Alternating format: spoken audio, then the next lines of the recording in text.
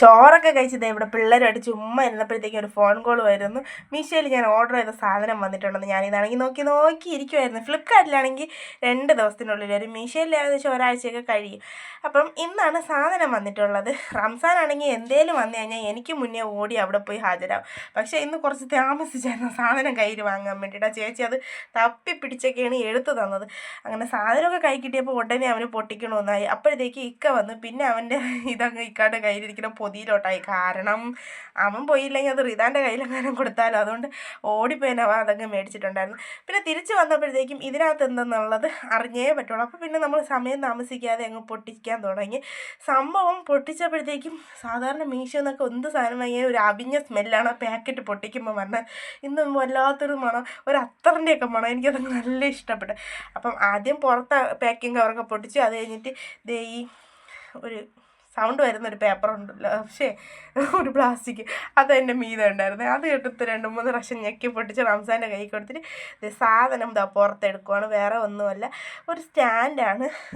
Selfie stick പോലെയൊക്കെ ഉപയോഗിക്കാൻ പറ്റും. എനിക്ക് പുറത്ത് പോകുമ്പോൾ അത്യാവശ്യം എന്തെങ്കിലുമൊക്കെ വീഡിയോസ് എടുക്കാം, കൈ ഇങ്ങനെ ഏന്തി വലിച്ച് ആകാശം വരെ കൊണ്ടുപോകണം. അപ്പോൾ എല്ലാവരും ഇങ്ങനെ നോക്കി. ഈ ഒരു സാധനം നമ്മുടെ കയ്യിലുണ്ടെങ്കിൽ പ്രശ്നമില്ലല്ലോ. അപ്പോൾ സാധനം പൊട്ടിച്ച് നോക്കിയപ്പോൾ നല്ല ക്വാളിറ്റി ഉണ്ട് കേട്ടോ, നല്ല ക്വാളിറ്റി. ഞാനും പ്രതീക്ഷിച്ചില്ല ഇത്രയും ക്വാളിറ്റിയൊന്നും. നല്ല സാധനം കാണുമ്പോൾ തന്നെ നമുക്ക് ആ ഒരു ഭംഗി അതിൻ്റെ ഇത് മനസ്സിലാവും. പക്ഷെ ഞാൻ എങ്ങനെയൊക്കെ നോക്കിയിട്ടും അത് എങ്ങനെയാണ് നീളം കൂട്ടണമെന്ന് നമ്മൾ പിടിച്ചിട്ടും വലിച്ചിട്ടും വരുന്നില്ല. അവസാനം ഞാനത് കൊണ്ട് എൻ്റെ കെട്ടിയവൻ്റെ കയ്യിൽ ഏൽപ്പിച്ചു.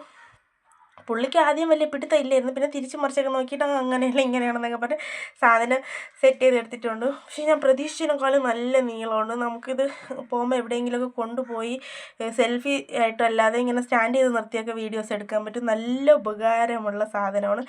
300 രൂപയൊക്കെ ഉള്ളൂ, 310 രൂപയ്ക്ക് അകത്തേ ഉള്ളൂ. എനിക്കിത് നല്ല ലാഭമായിട്ടാണ് തോന്നുന്നത്. എനിക്കെന്തായാലും നല്ല ഇഷ്ടപ്പെട്ടു.